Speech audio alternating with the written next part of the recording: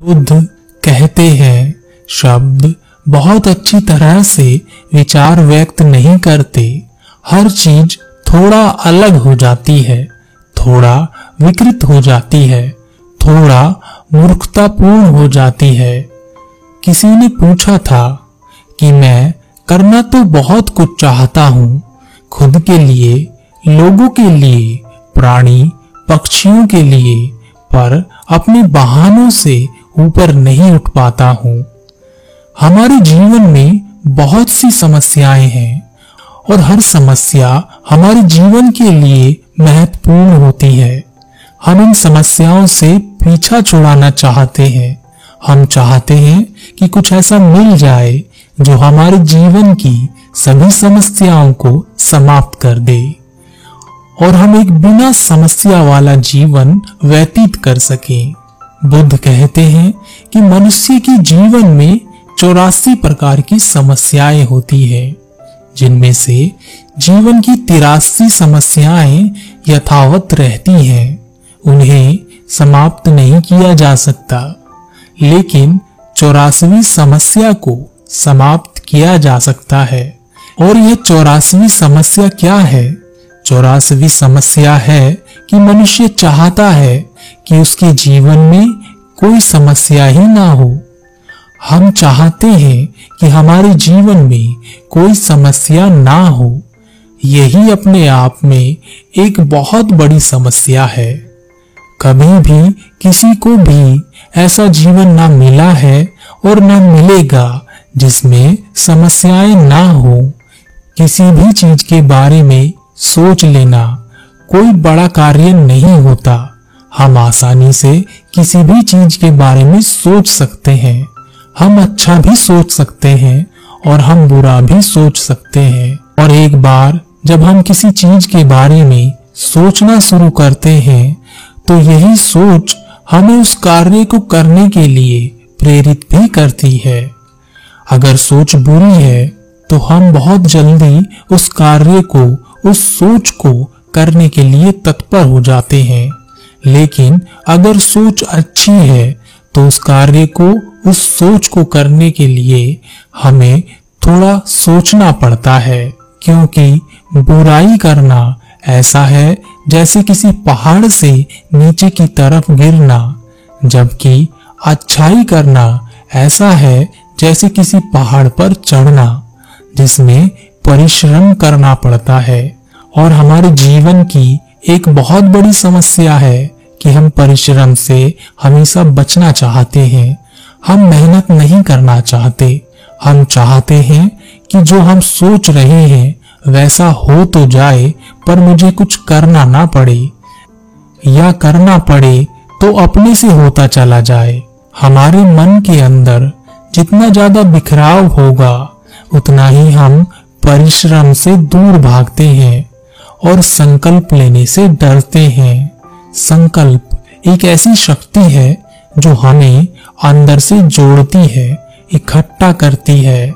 हम चाह तो लेते हैं कि हम अपने जीवन में इस ऊंचाई तक जाएंगे, यह सब चीजें प्राप्त करेंगे, कुछ ऐसा करेंगे, कुछ वैसा करेंगे और दिखा देंगे इस दुनिया को कि हम भी कुछ हैं।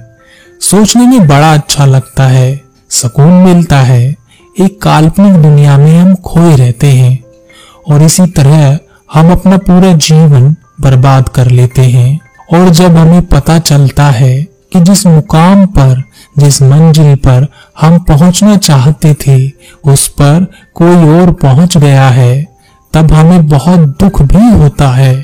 लेकिन तब भी हम यह मानने और समझने के लिए तैयार नहीं होते कि हम परिश्रम करने के लिए तैयार नहीं थे। हम कुछ ऐसी चीजों को ढूंढते हैं, कुछ ऐसे बहानों को ढूंढते हैं जो हमें तसल्ली दे सके, जो यह बता सके कि उसके पास यह सब था तो वह पहुंच सका। मेरे पास इतनी सुविधा नहीं थी इसलिए मैं नहीं पहुंच सकता था। अब सवाल आता है, ऐसा होता क्यों है? एक कहानी है, एक पिता और पुत्र की। एक पिता का एक युवा लड़का था। एक दिन वह लड़का अपने पिता के पास आया और उसने कहा, पिताजी, मैं राजा बनना चाहता हूँ। पिता ने लड़के की तरफ देखा और कहा, हाँ, तुम बन सकते हो, कोशिश करो। कुछ दिन बाद वह लड़का फिर अपने पिता के पास आया और कहा, पिताजी, मैं राजा नहीं बन सकता। पिता ने कहा, क्यों, क्या हुआ, क्या कमी रह गई? लड़के ने कहा, ना तो मैं किसी राजा का लड़का हूं, ना ही मेरा किसी राज परिवार से नाता है, ना ही मैं कोई मंत्री और ना ही मैं कोई सिपाही हूं।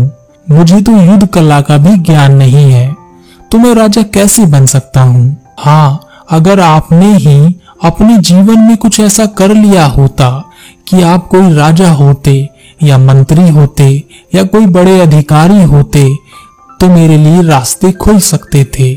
आपकी वजह से मैं राजा नहीं बन सकता। कुछ दिनों बाद वह लड़का फिर से अपने पिता के पास आया और कहा, पिताजी, मैं एक व्यापारी बनना चाहता हूँ। पिता ने लड़के की तरफ देखा और कहा, हाँ, बिल्कुल तुम बन सकते हो, कोशिश करो, तुम अवश्य सफल होंगे। और पिता ने कुछ धन जो उन्होंने जमा किया हुआ था लड़के के हाथ पर रखकर कहा, जाओ और कोशिश करो। 2 दिन बाद लड़का फिर से अपने पिता के पास आया और कहा, पिताजी, मैं व्यापारी नहीं बन सकता। पिता ने कहा, क्यों भाई, अब क्या कमी रह गई? लड़के ने कहा, ना तो मैं किसी व्यापारी का पुत्र हूं और ना ही मेरे परिवार में किसी ने व्यापार किया है। मैं व्यापार से बिल्कुल अनभिज्ञ हूं और अगर मैं व्यापार करना भी चाहूं तो इतने थोड़े से धन से मैं कैसे व्यापार आरंभ कर सकता हूं? हाँ, अगर आपने पहले ही कोई व्यापार किया होता या आपने थोड़ा अधिक धन जमा किया होता तो मैं अवश्य व्यापारी बन सकता था। कुछ दिन पश्चात वह लड़का फिर से अपने पिता के पास आया और उसने कहा, पिताजी, मैं भिक्षुक बनना चाहता हूँ। पिता ने लड़के की तरफ देखा और कहा, हाँ, तुम अवश्य भिक्षु बन सकते हो और ज्ञान के शिखर को छू सकते हो। तुम अपने इस कार्य में अवश्य सफल होगे। मेरा आशीर्वाद तुम्हारे साथ है। कुछ दिन बाद लड़का फिर से पिता के पास आया और कहा, पिताजी, मैं भिक्षुक नहीं बन सकता। पिता ने कहा, क्यों, अब इसमें क्या समस्या हो गई? लड़के ने कहा, भिक्षुक का जीवन बड़ा ही कठोर है। वह भिक्षाटन करते हैं, मनपसंद खाना भी नहीं खा सकते, नियमों में जीना पड़ता है। इससे अच्छा तो मैं कवि बन जाता हूँ। राजमहल में राजकवि बनकर बहुत कुछ प्राप्त कर सकूंगा। पिता ने कहा, कल सुबह तैयार रहना, मैं तुम्हें एक जगह लेकर चलूंगा। उसके बाद जो तुम्हें बनना हो वह बन जाना। वह पिता अपने पुत्र को एक बड़ी विशाल नदी के पास ले गया और पुत्र से पूछा, पुत्र, यह बताओ कि इस नदी का बहाव कैसा है? लड़के ने जवाब दिया, अत्यंत तेज बहाव है। पिता ने कहा, क्या इस नदी के बहाव को कोई रोक सकता है? लड़के ने कहा, नहीं, बड़ी से बड़ी चट्टान भी इसके बहाव को नहीं रोक सकती। पिता ने कहा, तो पुत्र, ध्यान से देखो, इस नदी के बहाव को बड़ी से बड़ी चट्टान इसे नहीं रोक सकती। यह बड़ी से बड़ी बाधा को अपने बहाव में बहा देती है और जहां इसे पहुंचना है, जिस सागर में इसे मिल जाना है, उस तक पहुंचने के लिए इसने एक ही रास्ता चुना है और उस रास्ते पर यह पूर्ण शक्ति से चलती है। रास्ते में पड़ने वाली छोटी मोटी बाधाओं को यह अपने वेग से हटा देती है। यह अपना लक्ष्य नहीं भूलती। अभी तो यह नदी है, लेकिन आगे जाकर यह सागर हो जाती है, क्योंकि यही इसे होना है। इसके बाद वह पिता अपने पुत्र को एक तालाब के पास ले गया और पुत्र से पूछा, इस तालाब का बहाव कैसा है? लड़के ने जवाब दिया, यह तालाब है, इसमें बहाव नहीं है। पिता ने कहा, क्या इस तालाब के पानी को रोका जा सकता है? लड़के ने कहा, यह तो रुका हुआ ही है, इसे क्या रोकना? पिता ने कहा, क्या यह तालाब कभी सागर हो पाएगा? लड़के ने कहा, नहीं, यह कभी सागर नहीं हो पाएगा। पिता ने कहा, क्या यह नदी है? लड़के ने कहा, नहीं, यह तो तालाब है। पिता ने कहा, देखो ध्यान से, तुम्हारा जीवन एक नदी की तरह है। तुम्हारे भीतर उस नदी की तरह ही तेज बहाव है, शक्ति है, और इस शक्ति के माध्यम से तुम अपनी किसी भी मंजिल को पा सकते हो। लेकिन एक रास्ता, एक राह पर चलना होगा, अपनी शक्ति और क्षमता को पहचानना होगा, नहीं तो हालात इस तालाब जैसे भी हो सकते हैं। यह ना तो नदी रहा और ना ही कभी यह सागर हो पाएगा, बस यहीं एक छोटी सी जगह में ऐसे ही रुका रहेगा। वर्षा नहीं हुई तो यह सड़ भी जाएगा। लड़के ने कहा, पिताजी, इतनी बड़ी बात आपने मुझे इतनी आसानी से समझा दी, लेकिन मैं आपसे कुछ पूछना चाहता हूँ कि जब आपको इस बात का ज्ञान है तो आप अपने जीवन में कुछ क्यों नहीं बन पाए? शायद कहना आसान होता है और करना मुश्किल। पिता जोर से हंसा और फिर रुका और उसने कहा, मैंने अपनी संपूर्ण ऊर्जा के साथ जीवन जिया है। यह जो जीवन तुम देख रहे हो, यह साधारण सा जीवन, यह मैंने खुद चुना है। यही मेरा चुनाव था, यही मेरी आकांक्षा भी थी जो मैंने पाई। और यह जीवन आसान नहीं है। कई तरह के लालच, कई तरह के लोभ आकर्षित करते हैं।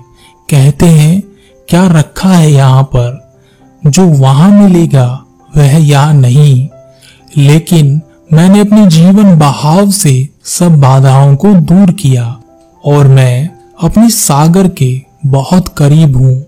राजा बनना, व्यापारी बनना, एक योद्धा बनना या एक भिक्षुक बनना कोई बड़ी बात नहीं। बड़ी बात है कि जो भी तुम बनो वह संपूर्ण बनो, उसमें कोई कमी ना रहे। आप अपने आप को जानते ही नहीं हैं। आप हमेशा दूसरे किसी को जानने में लगे रहते हैं। जब आप किसी से प्रेरित होते हैं, किसी को देखते हैं कुछ करते हुए, तब आप उसकी तरफ आकर्षित हो जाते हैं, उसके कार्य की तरफ आकर्षित हो जाते हैं। तब आप वैसा करना चाहते हैं जैसा वह कर रहा है। और यह कुछ समय के लिए ही होता है। जब आप किसी और तीसरे व्यक्ति को देखते हैं कुछ आकर्षक कार्य करते हुए, तब आप उसकी तरफ आकर्षित हो जाते हैं। तब आप उस जैसा बनना चाहते हैं। इसी तरह आपकी चाहत बार बार बदलती जाती है। आप हमेशा कॉपी बनना चाहते हैं, जो मुमकिन नहीं है, क्योंकि इस ब्रह्मांड में आप जैसा केवल एक ही है और वह आप खुद हैं। तो अपने आप को जानिए, अपने आप को पहचानिए, देखिए कि आपके भीतर क्या विशेषताएं हैं, उन्हें निखारिए और बाहर आने दीजिए।